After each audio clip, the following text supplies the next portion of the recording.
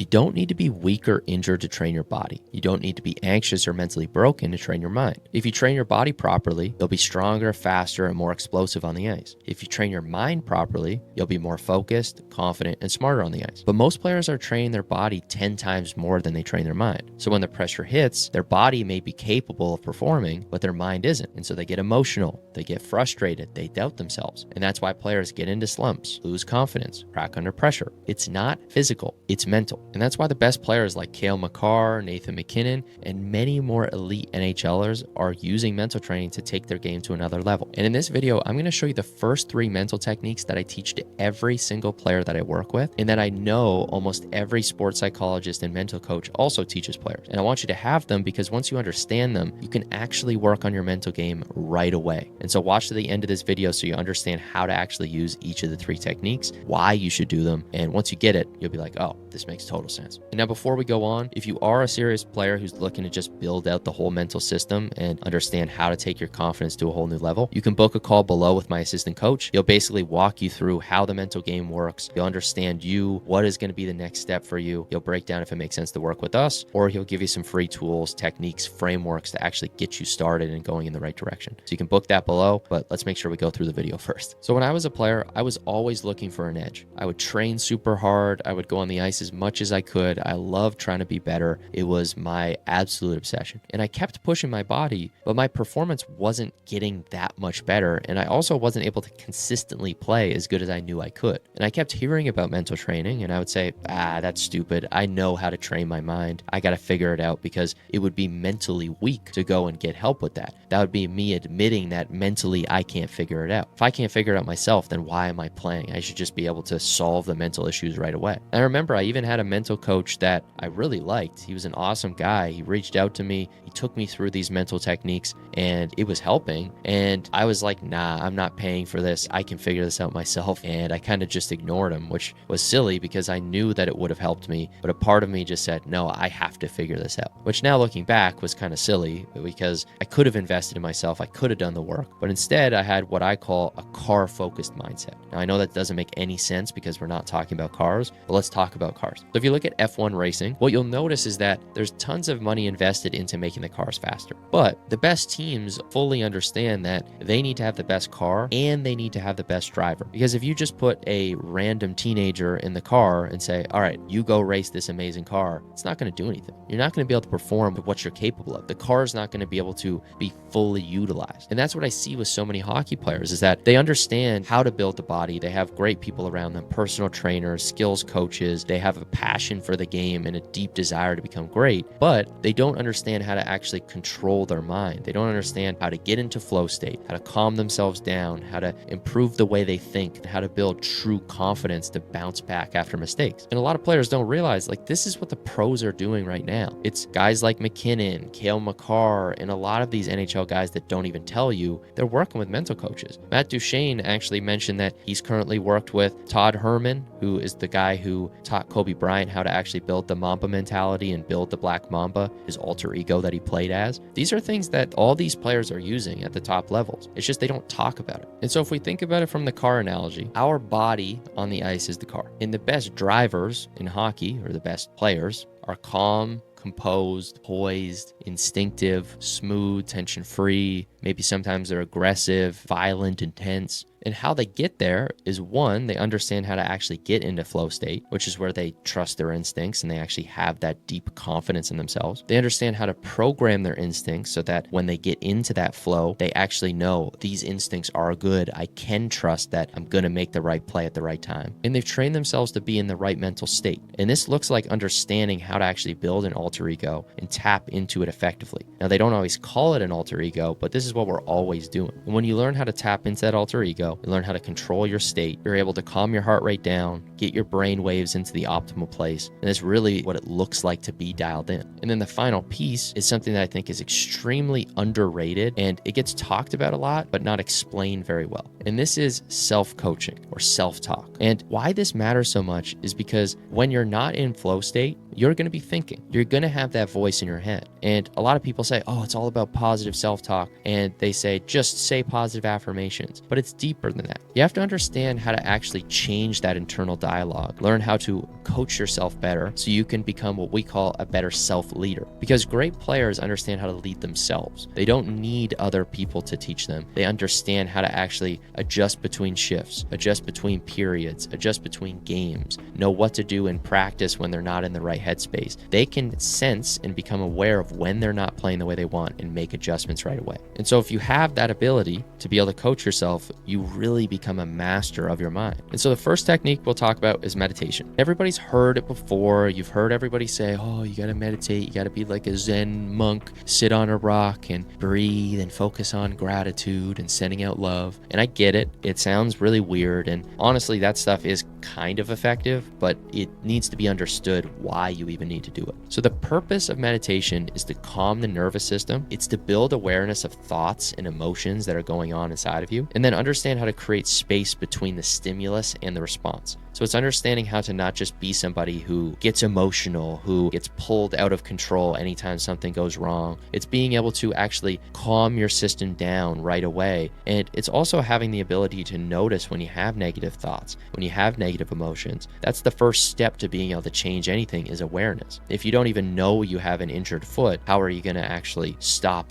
breaking it or stop using it and let it heal? You can't actually treat something until you know it needs to be treated. And that's the case with meditation. It's really the technique that allows us to see into what's going on, and then we can make a choice of, do I want to let this emotion go? Do I want to let this thought go? Do I want to act differently in this situation? And so the beginner level techniques for this that we take every player through is we have a full 25-day guided set of meditations that we have players go through. These meditations are basically very simple, 5 to 10 minute sessions, and it's understanding how to focus on the breath, the body, vision, understanding how to bring attention to different areas. And when you learn to do this, you realize your attention is oftentimes very fragmented and distracted. And especially in the world we live in right now, where there's a lot of chaos, there's a lot of craziness just going on. There's Instagram, TikTok, YouTube. You got all these things that are pulling our attention and basically reducing our attention span, which in a simplified way is basically saying it makes it very hard to get focused and get into a flow state. If you get distracted all the time in all other areas of your life, you're probably going to get distracted in hockey too. And so that's why meditation is a skill to kind of combat that in a lot of ways, because it is going to help you to actually build on that tool of focus, bring yourself into the present moment.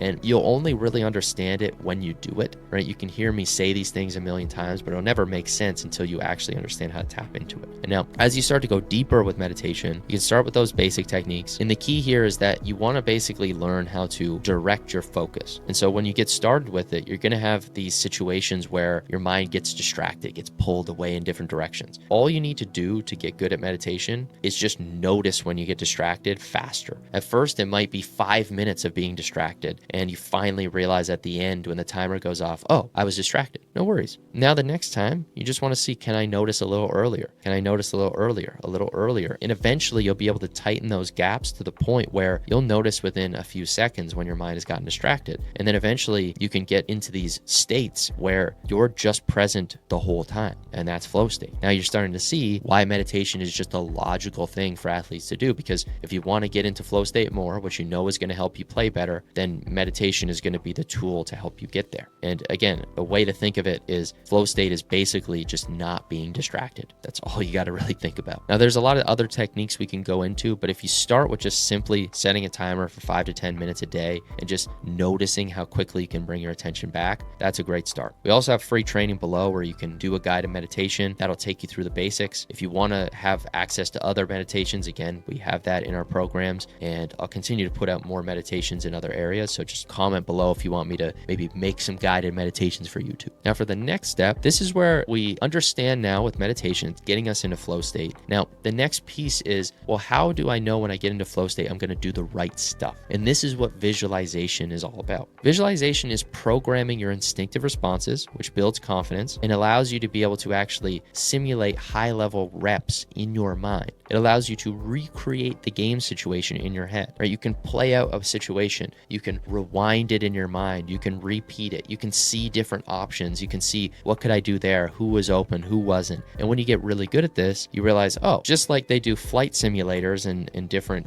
war simulators for the military and different things, you can simulate a game in your head. You can get really good at this. You can build a mental simulation arena where you can practice all the time. You have an extra minute between classes. You have extra time at the end of the day. You have time in the morning. You finished eating early. You can just sit and visualize plays out in your mind. And if you listen to the best athletes in the world, I was just listening to a documentary about this. There is so much research around what the best players do. And this is one of the biggest things, is they just visualize all the time. And where you want to start with it is just start by going through one or two of the main situations that you want to get better at. Just see yourself making a few basic breakout passes, making a few zone entries, taking a couple shots. You can even just start with seeing your hockey stick in front of you and seeing the puck on your stick. And what you're doing is you can simulate the feeling, that bring in all the senses. When you can simplify it down and really bring yourself into that moment, the beauty is that your brain has a very hard time distinguishing between the real world, so like what actually happened in a game, and then what you visualize in your mind. And so the beauty of this is that you can actually program your brain to have new memories through visualizing it. This is what mental programming is at a fundamental level. So you can program your mind to have lived essentially different experiences, that when you get into that situation again, you're going to have more confidence just automatically, because it's going to subconsciously be remembered as, oh, we've been here before. We know what to do. So you've been there before. You feel that comfort. Your thoughts are going to be different. You're going to trust yourself more. It'll be easier to get into flow state because you've been there. You've done it. You know what to do. And so that's why I want you to visualize. Not because it's some cool thing that you hear people say, because it's very logical and it gives you a very clear path forward. Again, free training below. You can literally, there's a guided visualization where it'll take you through. You can also just do any visualizations you want. You can do it anytime. I have a guided visualization that I've went through on this YouTube channel. But also, if you just want to learn more about it, you can just Google how to visualize and you can do more of that. But also, if you talk to Rory, we can break down like how we can teach you more advanced military techniques and really advanced things. But there's a ton you can do with it. And one of the most basic techniques that I'll give you as kind of a starting point is something I call the 50, 100, 200 method. This is a visualization technique that I've just kind of made up based on what the most advanced techniques are, which is you see yourself in a situation, right? So let's imagine it's just taking a shot in the slot and you bring it down to half speed, 50%. See yourself doing it until it's crystal clear. The whole movement is fluent and easy. Then you bring it up to about 100. Then you bring it up to about 200. So 100% is normal speed. 200 is way faster, double the speed of a normal game. What this does is it trains your brain to be able to process at a very high speed. It gets you very comfortable with that. And just like if you want to play in the NHL, the speed of the game is going to be very high. It's what everybody talks about. Same thing when you think about visualizations. You start slow, you get the feeling, and then you progress. And then if you find yourself kind of glitching out and you have mental blocks, then you regress and slow it down again. Get the details, speed it up again. And that's how you can visualize. Again, you can stack meditation and visualization together. This is what I do with most of my guys. 5 to 10 minutes, just meditate, calm your system down. 5 to 10 minutes, visualize, see yourself making the plays. Now you're getting into flow state more efficiently, and then you're seeing yourself do it, right? Pretty clear, pretty simple. Now the third technique, and this is the technique that is kind of like the meta skill of everything in your life, and to some extent. I mean, basically meditation is the most meta skill, because meditation is basically you understanding how to get into the present moment and how to get into flow. But then self-talk is the third piece that matters so much, because self-talk is about directing your internal dialogue to shift your mindset. So changing the way you talk to yourself to shift the way you think about something overall. It reinforces your identity, because how you think eventually programs how you see yourself and what you believe about yourself. If you constantly say, I'm a goal scorer, I'm a goal scorer, I'm a goal scorer, you keep saying it, you feel it,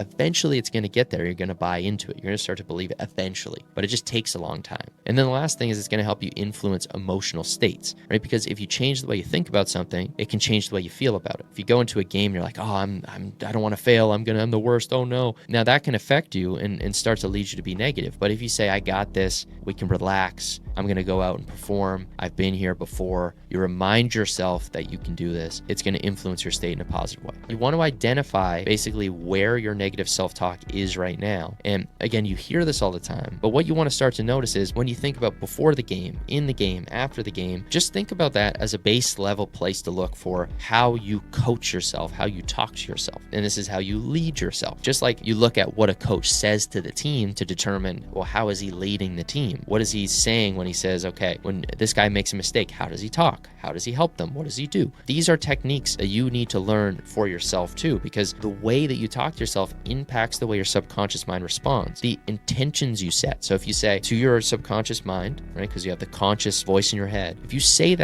something to your subconscious mind, I want you to focus on ways to chip the puck out of the zone. And then you give yourself actual trust and you go and just do it and see what your brain does. You can instruct yourself to watch for those plays. You can look for opportunities to make more poke checks, and you'll notice your subconscious mind goes out and does it on the ice, because you fundamentally want to think there's kind of two core parts of your brain. You have the conscious and the subconscious. I like to think of it as like top bottom. It's not actually how the brain works, but you have the voice in your head that tells the subconscious mind what to do, and it goes out and carries out that action. So if you want to become a more consistent player, somebody who has control of their mind, you need to learn how to say the most effective things to your subconscious mind. You want to learn how to speak to yourself more effectively. So if you commonly say, I suck, don't mess up, don't do that, you need to replace it with neutral or positive statements. Okay, I got this. That's all good. Next rep.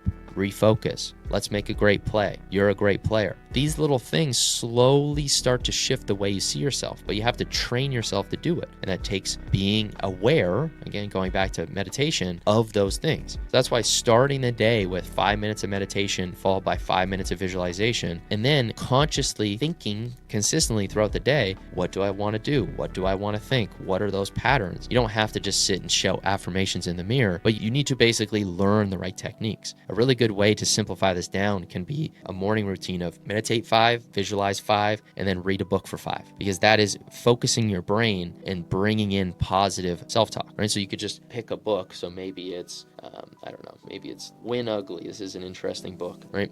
But you could just pick whatever book it is. This is a tennis book. You just flip to a random page and it says, learn to love the lob. I don't know, right? And you can just sit there, read it. I mean, I don't know. I don't like that one. Know thyself. Do to yourself what you're doing to others. Learn about your game. You may think you know your strengths and weaknesses, but you're probably not as bad or as good as you think, right? So as you do that, as you read a book, what's cool is that you're actually talking to yourself, like you're centering your mind into that state. And so you see how that kind of programs you. So that's why self-talk is so important. So again, meditation, visualization, self-talk. So pretty much any mental coach is going to teach you to some extent. I've unlocked the secret for you. If you want to learn more about this stuff, if you want a proper whole system, not just for these things, but there's way more advanced techniques that we can get into with this, you can check out below. Like I said, we have the free training, but you can also check out the pinned comment below. You can click the link, jump on a call with my assistant coach, and you can learn about how we might be able to help you. I really want to provide the tools that I wish I had as a player when I was playing, the tools that I think should be accessible to everybody. So it's there. There's free stuff. There's more advanced high-level stuff, which